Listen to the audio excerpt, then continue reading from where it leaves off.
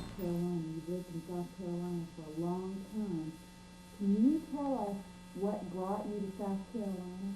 Well, what brought me here was the job at Converse College. I was employed as a teacher in the art department at Converse College. And I rather liked the idea. You know, I was raised as a Yankee, and of course some people didn't think it was good for me to come down here, but I found that the people were just about the same all over, fundamentally, but artistically they were very, very much behind the times. In fact, the IBM had put out a catalog of art of the nation, and when it came to South Carolina, they mentioned that Mrs. Cook and I were ultra-modernists. Now, I was far from a modernist, and never had become a modernist, an abstract painter. But they thought our color was, which I think is natural, and they thought it was artificial. But you know, people are very, very ignorant about color. It's amazing how little people will venture into bright colors. You get that, our houses are painted all white or one thing or another. They don't employ various colors. I know in my studio I employed various colors, green shutters and against my cedar shingles, and I had blue green trim and against the white and so forth. And the painters were agonized because I did it. It was a rather funny thing, because after it was done, the painter brought his wife to show how good it was. It struck me so funny. But he was accustomed to doing nothing but paint a house white. And but that wasn't unusual. That was the usual state of mind. Now on this street, all these houses were painted white at one time. Down here, they're putting a little different color, and it means that the idea is spreading somewhat. It interests me.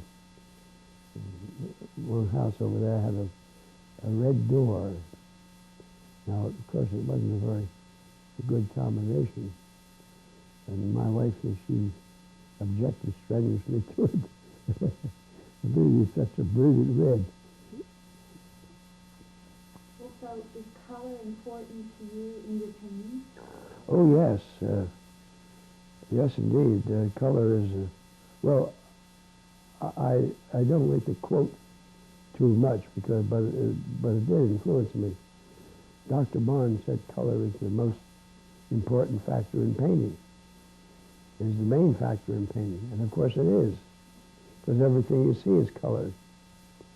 And there's where the color and the representation has to go hand in hand. Now that portrait you were looking at this morning was very, very well treated with all the colors that the eye can see. You see, scientifically, color is very limited, but to the mind and to the eye, it is not.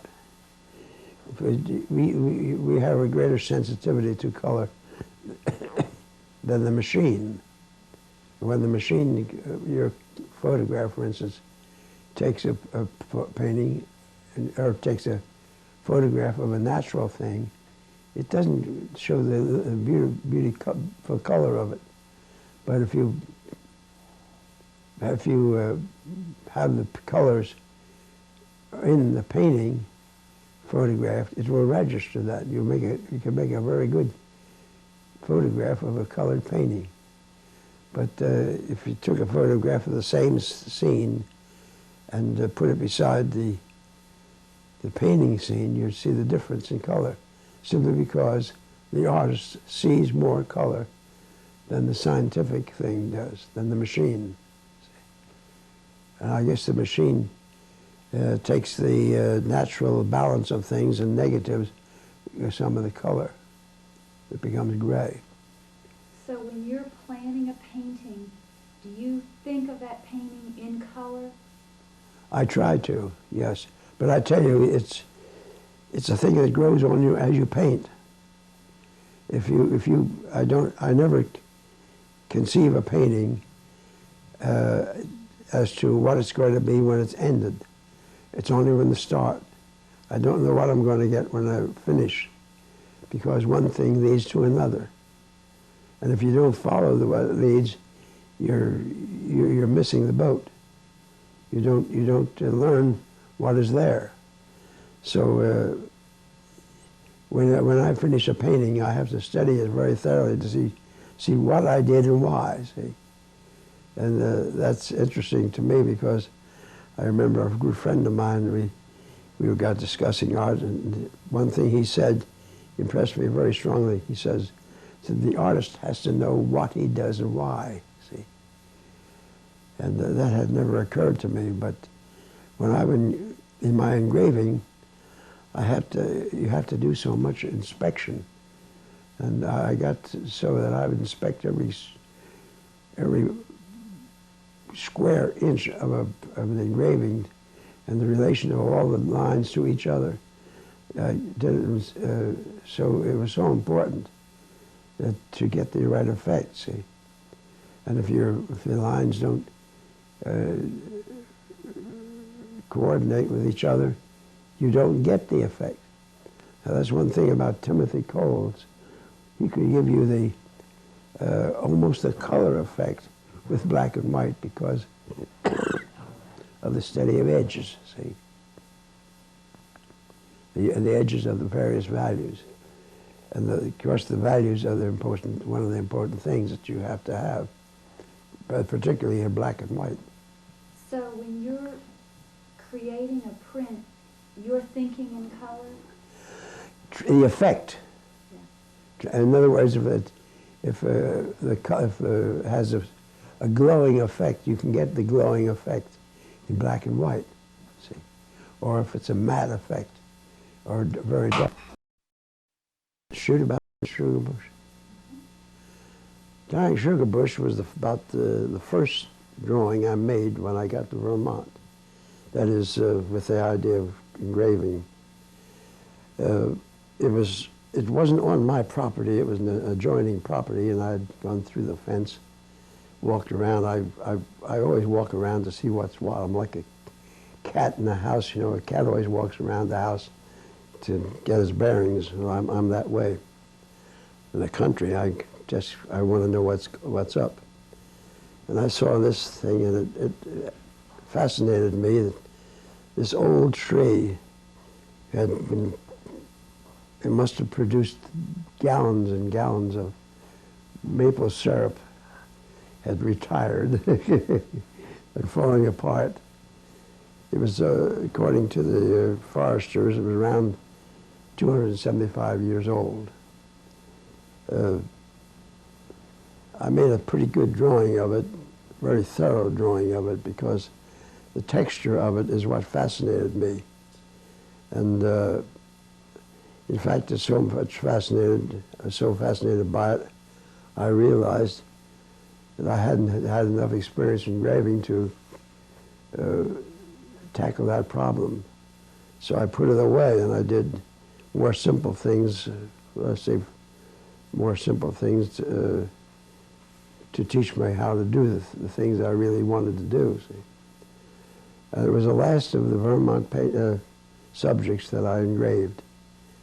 And in the meantime, the Summer in the Mountains had been quite a successful, and I had gotten into exhibitions without any difficulty. One spring, I submitted to 20 exhibitions and got into 18.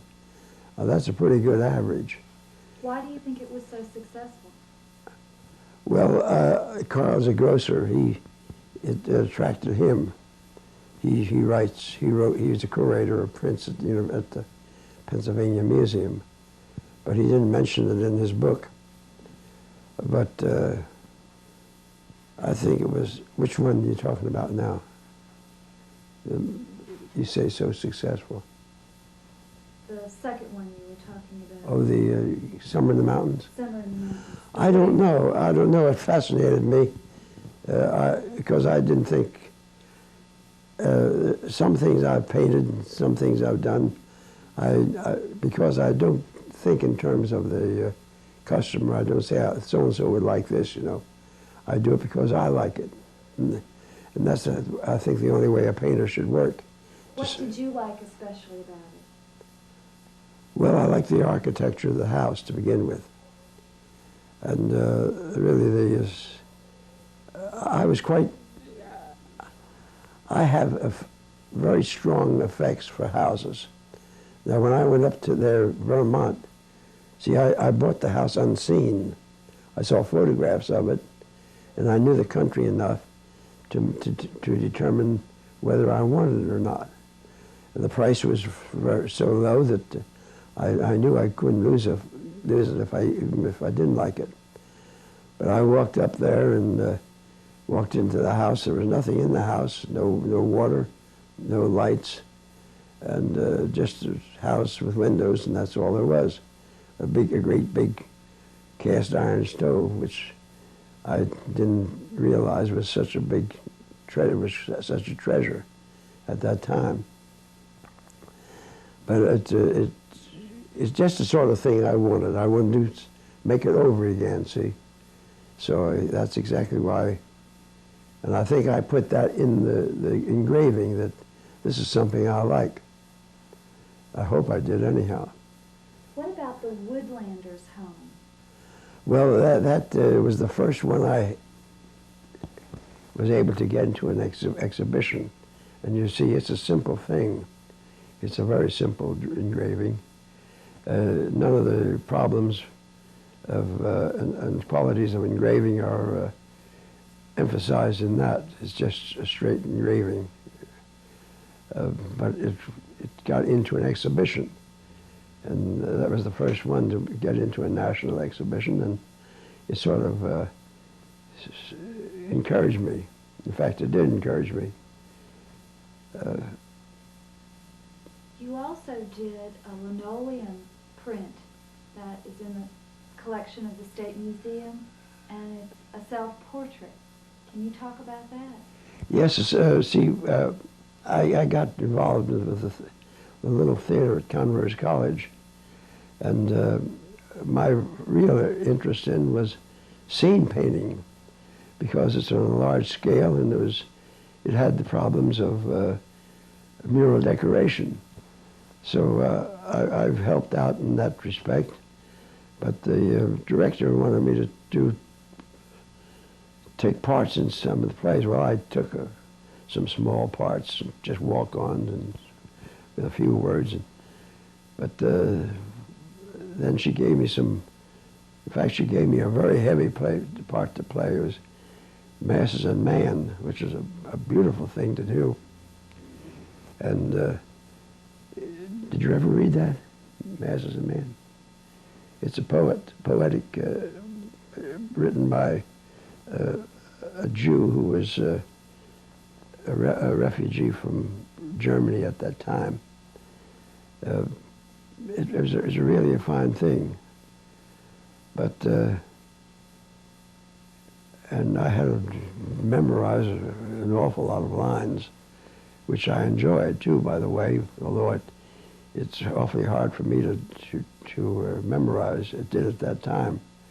In fact, I think one of the work I did with Miss Savage was much to my advantage in developing memory. And the whole thing was a great pleasure to me. But then when we came to Lilium, of course, that was a real drama. That was a real fine play. The writer was a good man, He had a terrific artistic drive. I was sorry to see that Lillian was put on as a musical show, but it was after Molinar's death. I'm sure he wouldn't have allowed that if he had been alive. But of course, it was much more popular because of the attractive music.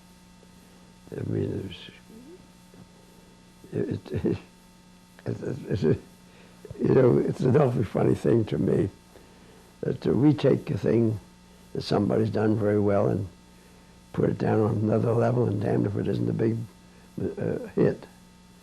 Now, Molinar's Lilium was a hit only to the people who had a real interest in theater. See? He was put on in New York's, and Lilium's part was taken by a very well-known actor. The whole play was a wonderful show. Now, Miss Abbott, she put it on and had me as the offender. Why did you use that technique, the linoleum? Well, I was working with linoleum for Christmas cards and posters from Miss Abbott and things like that type. So when it came to that, I had the leading part, and Betty Lake had the part of Julie, who became the wife of Lillian. I was really in love with the play, and of course I did the best I could because I thought so highly of the play. And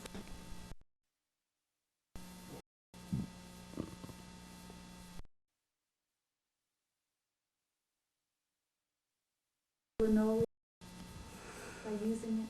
Well, values are the different planes of your picture, see. In fact, values are so important that I almost put them ahead of color, see. But when you come to think of it, color and values are one, see. There's the idea that I'm always going to think to bring forth if I give you a tape on color, that the color is the value, see. And that's true. But the value has to have character. You can't put it down just because it's dark or light. It has to be a relation to the other values. See, Ed Hopper is a crackerjack of that, but he doesn't do it as an important thing. He does it as the background.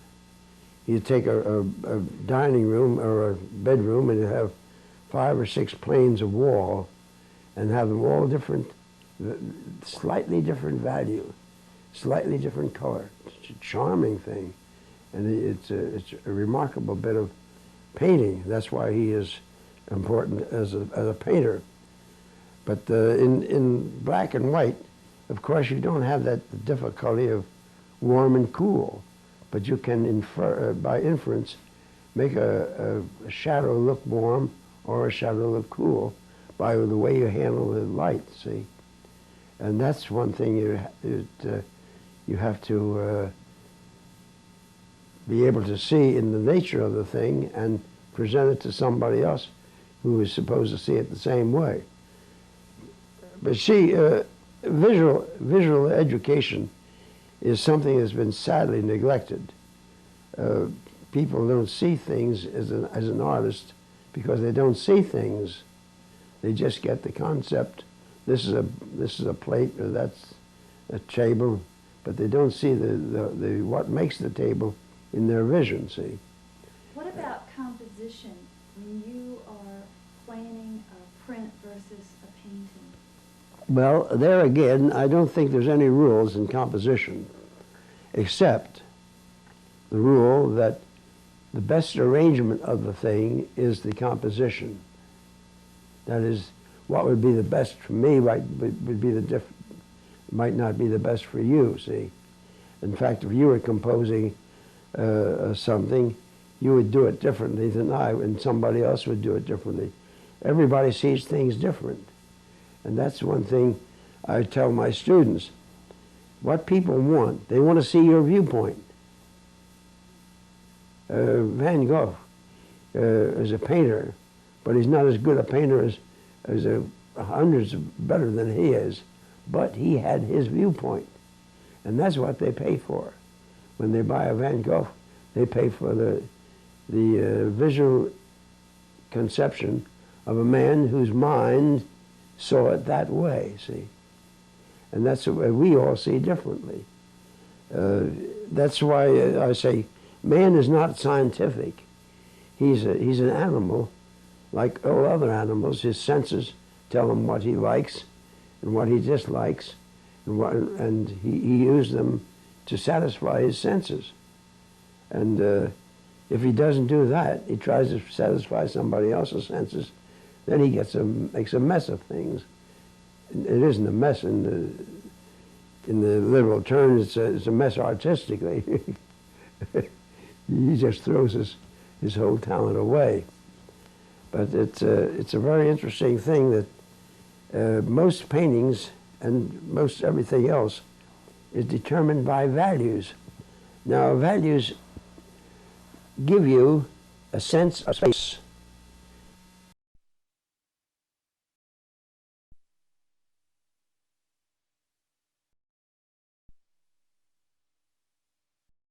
Of 2 dimensions, a sense of 3 dimensions. And when a person looks at a painting, they see different planes of light and shade. And their relationship gives a sensation of space and solidity. So that that is an aesthetic experience, because it's all by the imagination of the mind that you get a feeling of reality, see? It isn't there, but the mind sees it as such. So it's the sine qua non of aesthetics, that you make a person see something that isn't there, see? And that's exactly what a painter does. In fact, Velázquez was great on that. He gives you the idea of focus, see? So he not only gives you the sense of space, but also attraction, because he can put some things down in a secondary position and other things in a primary position, which makes the composition, see? So that the values can be used in more ways than one. That is, it can be composition as well as in dimension, or what we called when I was a student weight. Give weight to the painting, see? Well, that weight is just a misnomer, because it isn't weight, it's dimension that you see. And dimension, of course, always gives you a sense of weight to a thing. I've never seen a painting that didn't have strong values that was considered highly. The values really make a composition, the structure of a composition, whether it's in color or it's in black and white, or in other words, neutral. Because there's one painter, Carrier, you know, who painted with nothing more than a dirty greenish brown and white. And he has work in the Louvre, high-class stuff, with high-class stuff. Well, you've talked a little bit about your prints. Could you tell us a bit about your paintings and specifically your portraits? We have the portrait of Jose San Juan in the State Museum, and you've recently hung the portrait of Chief Justice Littlejohn in the Law Center at the University of South Carolina. Could you tell us a little bit about how you approach an individual in painting their portrait, about their character? Yes. Yes, well, that's a very, very good point, because I have no rule of composition. And I've showed my composition to some photographers, and they say that I violate all the rules of composition. Well, what are the rules of composition? I say the rule of composition is compose it in regard to portrait. Compose it in a manner which gives greatest character to the subject matter, see. Now, when I have a man or a woman sitting for me, I'd say sit down or stand up, whichever you like, and then we get talking together. Well, she begins to think about what we're talking about. She doesn't think about what her nose looks like or anything like that. She relaxes, or he relaxes, and that's exactly what I want. And then they take a pose that's characteristic of them. Now, when I did Rembrandt Parlor, he was rather self-conscious, and he sat down in that chair, and he put so we got talking, and he relaxed and put his hand up like this. And I said, well, that's your pose, see? He said, well, that's interesting because that's the pose, that's the way I sit and talk to a client. He's a lawyer. And so I got him in what he was in character, see? And that's what I want. The whole portrait is a character. Now, the hands particularly, people don't know what to do with their hands. So if you relax them, they'll do something with their hands as natural. I've painted a portrait where the girl had naturally put her hand on her leg like that, and it made an entirely different hand than you would ever see in a portrait, because people want something fancy and, you know, something cosmetic. When that's all artificial, it looks bad to me, because I believe in the realistic, the realism of character.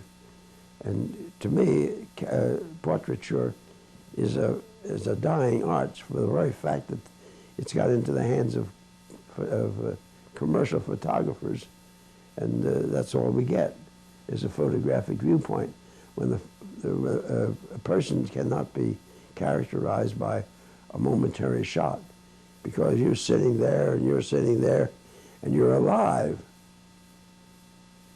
No matter what you're doing. You know, the great things that the Greeks did was to make things alive at rest. And we have to learn from that, that when you're alive at rest, you're really in a very good position, because you express on the surface of your skin, and you're always changing, whether you realize it or not. You're never static, unless you're dead, see. I've studied pictures of men on the battlefield who've been shot and are dead. And they look as though they might be asleep, you see, but they're not. They don't look as though they're asleep. They just look dead. There's a lot of difference in that. A person might lie down and be asleep in that position and still be alive. Because I remember when I was in the Army, I used to like to see men sleeping in the barracks, just to see what they looked like, you know. And, you know, some of the smart alecks looked so damn dumb when they were sleeping that I knew that's exactly what they were. They just didn't have any character when they were asleep, see. That is, that you would want to use. But a person always has character, and it's always moving when they're alive. Well, can we talk about Mr. Pedro San Juan for a moment? And speaking about character, in looking at the painting, there's an obvious sense of nobility and great character that comes through. How did you approach this with this individual? Well, the very things that you see is the very things I saw.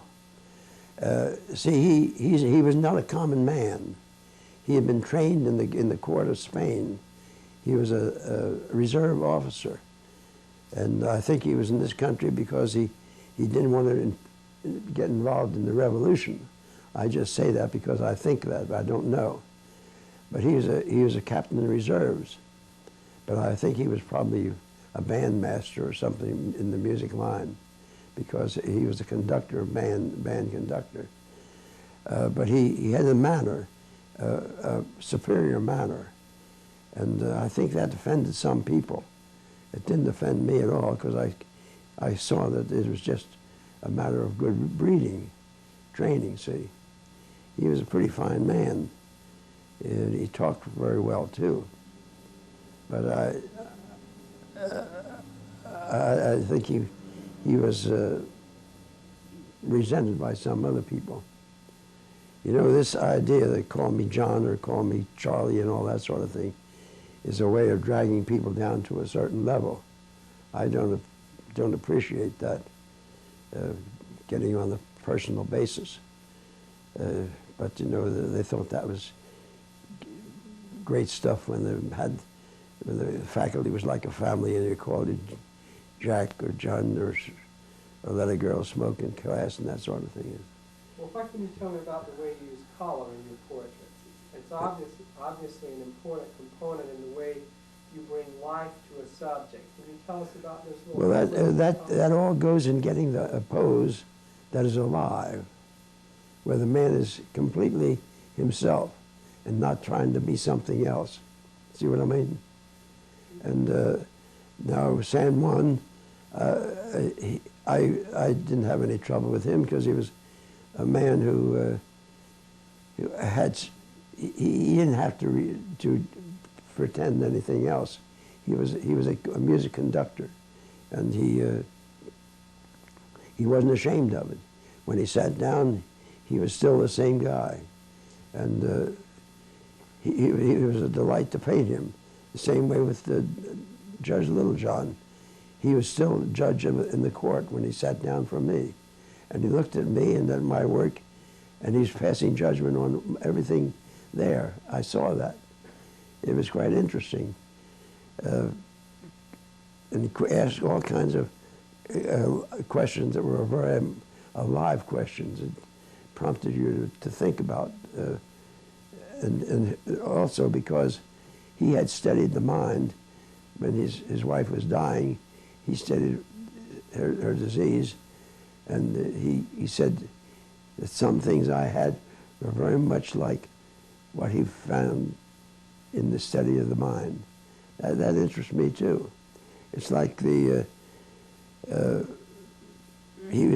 had a figures called the tone solid. It's the arrangement of color in regard to values, see, from white to black and all in between.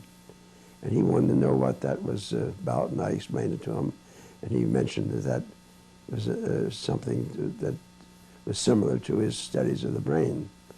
And it occurred to me, too, that I addressed the senior class of the day school in my studio and showing them around.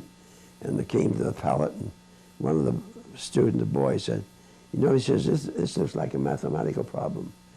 And that surprised me, but pleased me very much. It was a mathematical problem because it was a series of arrangement in relationships. And that's all that mathematics is, and that's all the painting is, a series of relationships to create a certain end. You've spoken about your portraits. Could you tell us a little bit about your landscape painting? Nature seems to be very important to you. How do you approach nature through your work? Well, landscape painting, and I always wanted to be a landscape painter. And I always wanted to be a figure painter, and I always wanted to be a painter. I don't believe in being a portrait painter or a still life painter. I believe in being a painter and paint that which you think is good painting, see, or a good painting subject. Now, the landscape to me is one of the most beautiful things that we can appreciate in life. I love to walk through country. I don't particularly care for highly cultivated country, but I like sort of the raw country. I like to walk in the woods. And I like to walk in the fields. And as a kid, I used to like to walk along river, stream beds. I don't know why stream always attracted me. And then, of course, the relation of sky and trees. And all those things to me are one of the delights of being alive, to appreciate them, see. One of my instructors did a very, very beautiful piece of work in landscape that I wish I could have done. But what he did, he painted a landscape about 5 o'clock in the evening on a February day. And there was just one that, it was a cold Pennsylvania day with a little snow on the ground, and you got the whole thing at once. See, there's a difference between painting and any other works of art. There's no time limit to painting. You see the whole thing at once. When you hear music, you go to a music, you hear the music over a certain amount of time. It's called the time factor. And when you read a book or read a poem or any other thing, it takes time. But when you look at a painting, you see the whole thing. And it's when you look at the world, you see the whole thing. And that's the way you react to it is what you have to put into it. You've just mentioned one of your teachers. Could you tell us a little bit about your training? With whom did you study, and perhaps how they influenced your work? Well, I tell you, I was a senior in high school. I had had a lot of experience in different kinds of jobs. I had been a messenger boy at Pennsylvania Railroad, and I had done this, that, and the other thing, and I didn't like it. I didn't like it at all. And but my gravitation was toward engineering. I was good in mathematics, and I could draw good in drafting. And I was thinking in terms of architectural drawing. Well, I tried architectural drawing, but they didn't like me because the apprentice in the architectural field has to be a good letterer, because all he does is make drawings, and pretty drawings to get the clients to buy the house. But that wasn't my idea at all. I thought it was a matter of something place you live in, not a pictorial thing. However, I never got along with the architectural field, and it's probably for our mutual benefit that we didn't. What was some of your first training in the fine arts? Well, I was coming to that. As a senior in high school, the Pennsylvania Academy had a competition for Philadelphia scholarships. Philadelphia offers so many scholarships to the Academy because the Academy has one day a week free to the public, their exhibitions, see. They're really paying for it by scholarship. So I went down and I had a little drawing, freehand drawing in high school, and I attended a sketch club at night. And there was a fellow there who taught, and he wouldn't let me do any fancy stuff. I had to do the construction work. And he was a good teacher. When I began to finish a drawing, he'd work me over and tell me that I was getting myself into trouble, which I was. Well, the Academy had a competition for the scholarship, for the Philadelphia scholarships. So I thought I'd just go in and try anyhow. I didn't think I was qualified, but I went and made a drawing. And of course, I picked the hardest thing in the world to do. I made a drawing of Michelangelo's David. And of course, I didn't get very far, but I made the construction of it. They only allowed you 2 hours work. Well, much to my surprise, I was awarded a scholarship. They don't tell you why, or because they saw something you didn't know, most likely. And they certainly saw something I didn't know I had, but it was construction. Well, when it came around to register in the next October, I was put in the first antique, which was drawing from the head of antique statues. Greek, most of them are Greek things. Well, in 2 months I was promoted to second antique, which was drawing to the figure. In another 2 months they put me in the life class, and that was it. When you're in the life class, you're in the last on the last level of study. So I spent 5 years studying the human figure in the nude, male and females. That was the basic, but of course I had to paint landscape, I had to paint other things besides what they assigned. In fact, they didn't assign much. They just say, here, you go, you learn to paint. And the way to learn to paint is just paint. And we'll tell you when you're doing right and when you're doing wrong. And that's the way they teach you. And I can't think of any better way than that. In fact, it's the only way you can do creative work. Now, they never taught you anything about style. That's something you had to develop yourself.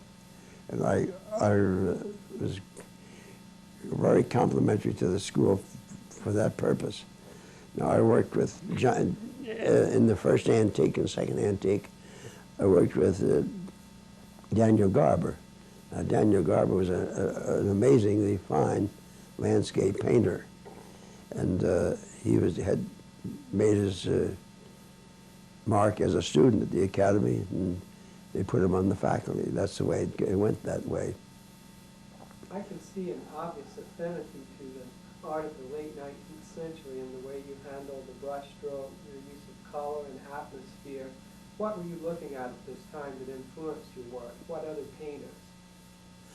I can't say. I tell you what, I'm a pretty hard-headed guy, and I can't do what somebody else has done deliberately, see. I have made copies of paintings, and I thought they were the sorriest things to study. And I don't see how anybody learned to paint by copying other painters. I couldn't do it. I had to work from the solid object and objects that meant something to me, other than the painting. I don't know whether that answers your question or not, but it's my character that I know is true, and I am stubborn about things like that. Now, the Academy never said do things in your this style. See, and if a teacher caught you doing things in his style, he'd probably work you over good, because you couldn't do it his way. See. How would you characterize your style? You've used the word several times. Explain to us your style. Well, I don't think your style is what you do. I wouldn't deliberately do anything because it would be attractive, see. I would do it if it's in character with the whole thing. But you can see in some of the stylish men who do things, men who have a marked style, who have done something that is overdone. For instance, Sargent is a style painter. He's a great painter, but sometimes he wasn't really interested in what he was doing, except as a style, a means of expressing his style. And there's one portrait he painted, it's in the Pennsylvania.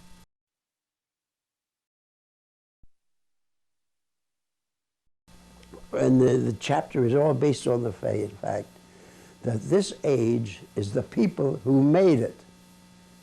The people made this age. It isn't anything that God made, that they made. The Gothic church is the people of that period at their time, see. And that's how we should evaluate them, and the way they lived and so forth. In other words, their aesthetics is what I'm talking about, see. And I got up to the Persians, and I knew very little about the Persians, and I couldn't read because I couldn't see. So I sort of never wanted to paint or do work like that. Yeah, well, that's what we need to know. Yeah, see?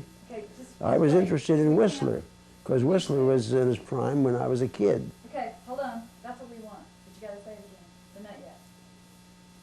Okay, go. I was interested in Whistler because he was talked about, and Sargent was talked about. But in Philadelphia they have a Whistler. It's called the Yellow Buskin. It's Lady Eden, standing. It's a full-length portrait. It's about, I guess, almost 8 feet high. It's about 7 feet high, you see. And she's standing in the perspective of, and her foot is standing out, and the yellow buskin, her shoe is a buskin. That's where you got the name. Well, that always impressed me, and I don't know why it did. It's just a painting of a woman in a certain pose, but it impressed me. I can't understand why I was impressed by certain things so many years back. Well, let's hear a little bit about your frames. You're not only a distinguished painter, but you make your own frames through the woodworking and the gilding. How did you come to make your own frames? Well, I came to make my own frames because that's the cheapest way to get frames, to make them. And I'm a good woodworker. I was a good woodwork student in high school. See, I took an engineering pre-med education, and I could have gone to the University of Pennsylvania if I had passed German, but I was a poor language student. But my woodwork was always good. I learned the basic thing. They didn't teach you to make something you take home to show mother. They taught you something that was basic, like joining and all that. I know I can cut a dovetail joint, and I cut and I've made I made the furniture in this room here, the whole business, the sideboard and the tables and the chairs.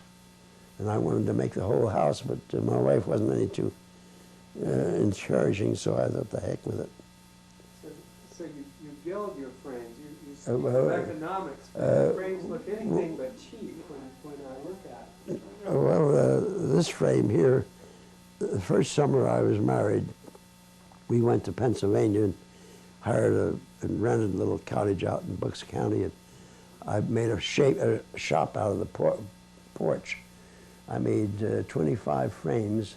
I didn't finish them. I just carved them and did the woodwork and shipped them back here, and I finished them in the college.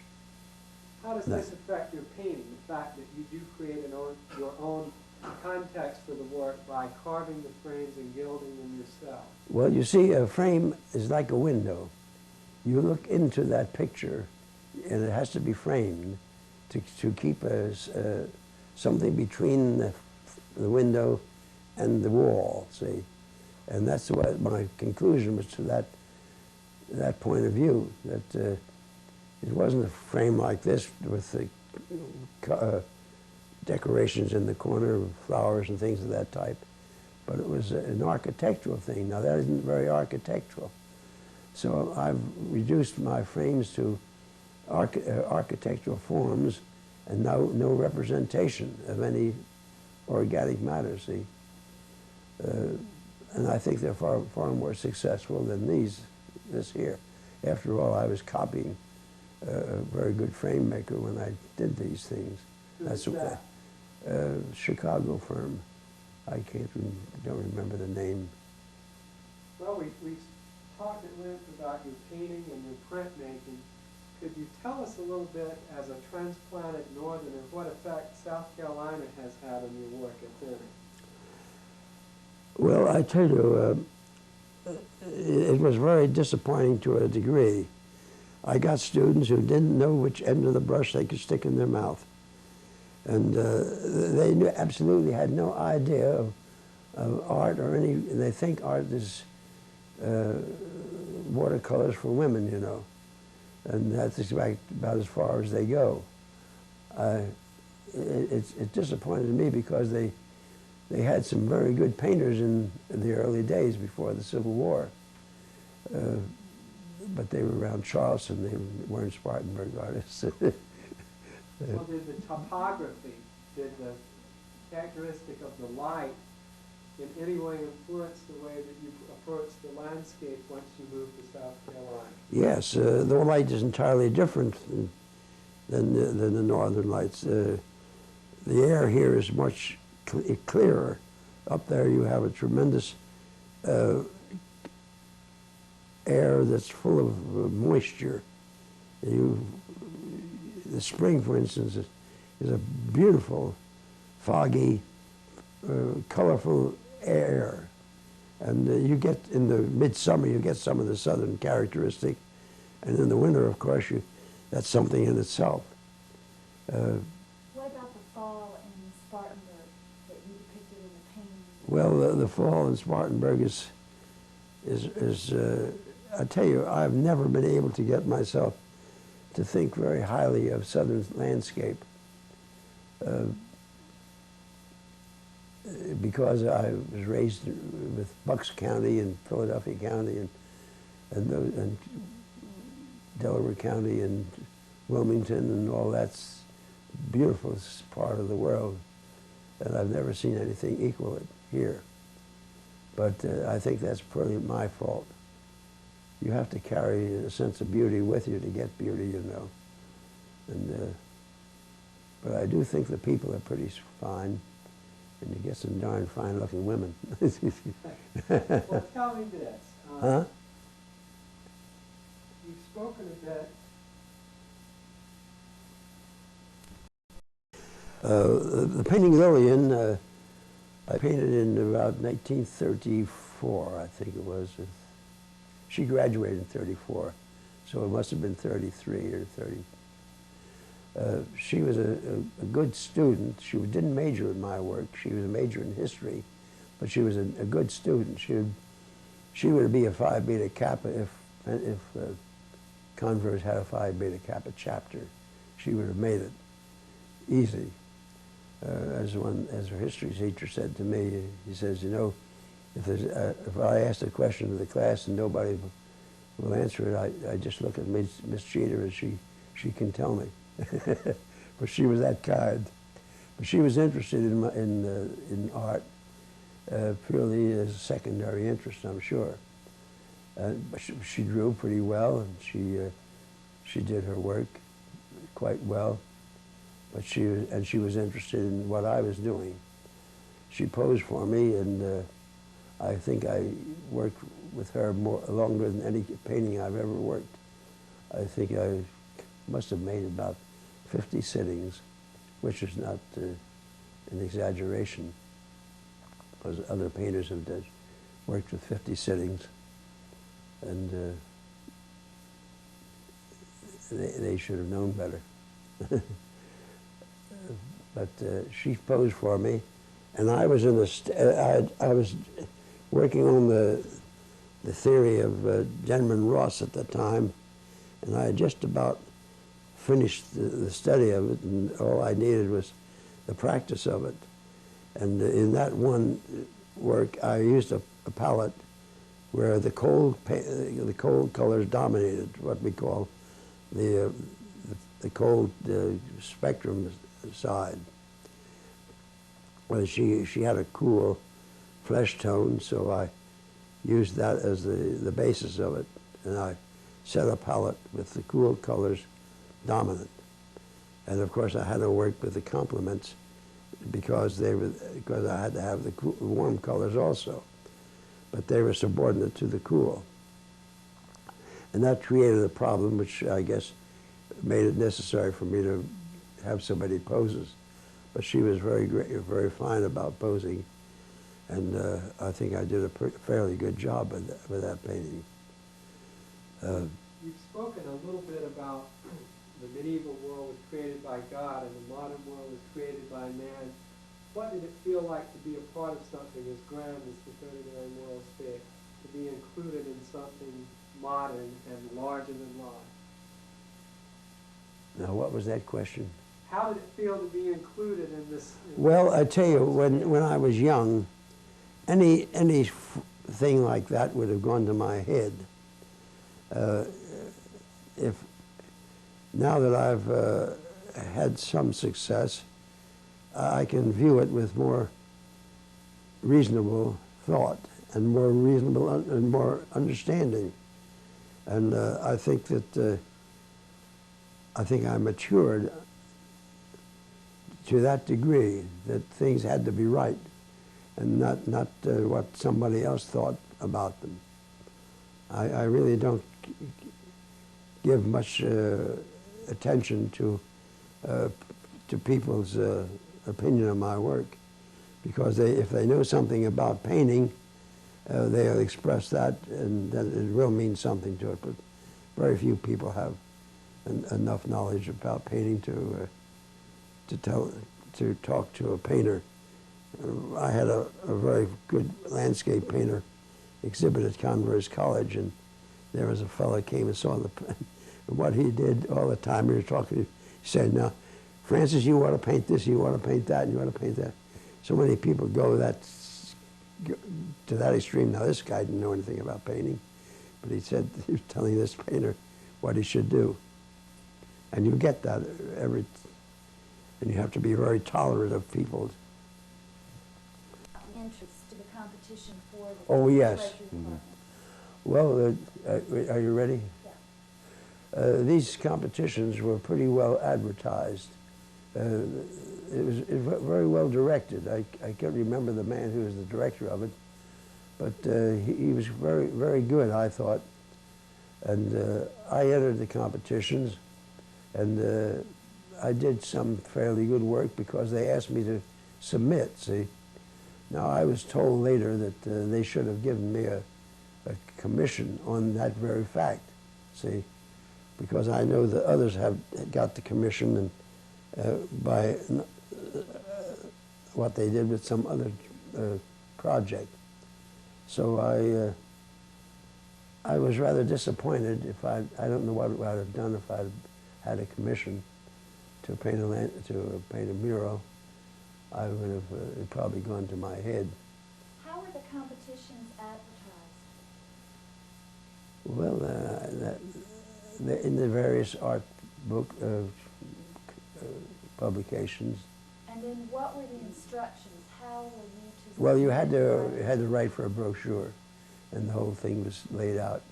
They told you where it was and the size and the subject matter. Did they tell you specifically what they wanted in terms of subject matter? No, they just gave you the subject, and you were supposed to do something with it, see. The less you tell the artist, the better he'll do it. As soon as you begin to dictate to him, he's going to clam up. Then did you have to do research? Oh, yes.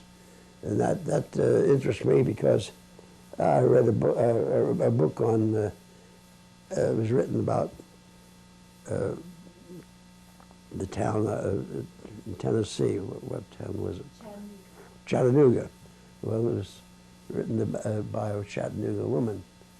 And she mentioned something which I knew was a historical misprint. And I wrote her and I told her, should I consider the rest of her things as equal to the fallacy she made. She was quite embarrassed. I was sorry that I made that statement.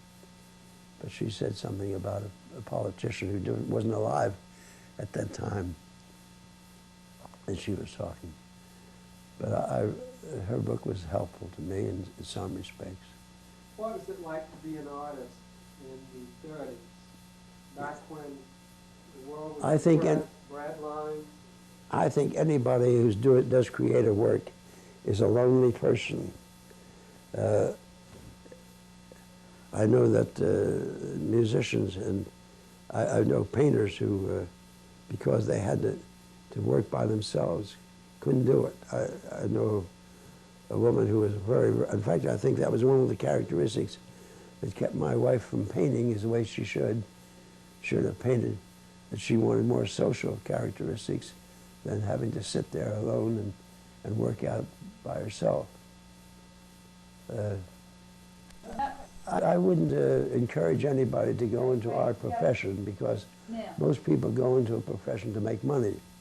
And an artist doesn't think in terms of dollars and cents. He thinks in terms of the quality of his work, or he should. And as soon as he gets in the money line, his work deteriorates. It might be more popular because people like that sort of thing. But what would you suggest to a dedicated student who feels they might want to become an artist? Well, if they're a dedicated student, they don't have any trouble. If you go and work, I really think if you have something to do, And I was raised on that idea that if you have something good, somebody would want it, see? And I found that's true.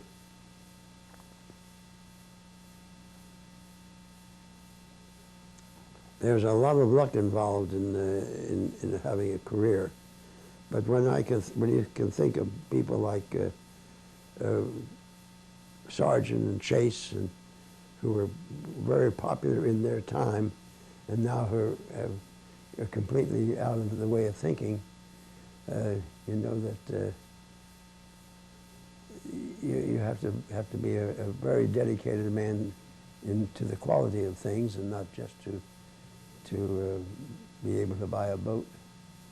What do you think of the art of the past 20 years that you have seen? Well, I think really that art has deteriorated because of the abstract characteristic that has taken over. Because anybody can do that, and everybody's doing it, and it's a matter of copying too. And you can't copy Picasso. He was so far out that you can't copy him. You can't copy any of those fellows who, like John, you can't copy him because it's there. What can you say about your wife's painting? Well, my wife was a very talented woman, and in some respects it's very sad to me that she didn't make a career of it, but I really think, and this is, I think, really the cause of her lack of painting. She would much rather have babies than have her painting. Now, I'm perfectly sincere about that, and I can't contest it, because she had three nice babies.